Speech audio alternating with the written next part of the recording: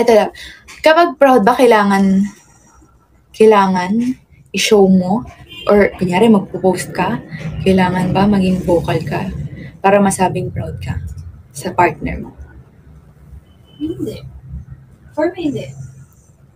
Kasi, madami namang ways to show the support and pagka-proud mo sa kanya personally.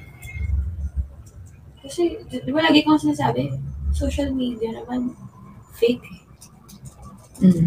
Parang, hindi lahat na nakikita mo sa social media. Totoo. At saka, siguro kung paano din nafe-feel ang partner mo kung gaano ka ka-proud. Yun na yung important. Kaya yung dalawa. People around you. Hindi na makasali sa Relationship. Yes. Tama. Kasi yung mga tao parang, ay, hindi mo pinapost or hindi mo ganyan-ganyan.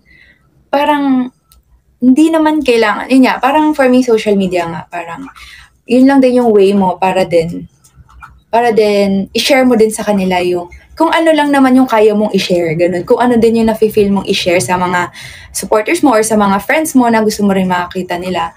So parang, na-realize ko din na parang ang hirap na masyado mo nang show yung love mo sa public na nangyayari.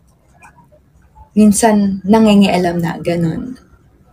So, minsan, may mga dumidepende ka na sa iisipin ng tao. Yun nga, parang nagiging hindi na makatotohanan kasi hindi na lang kayong dalawa, ganun.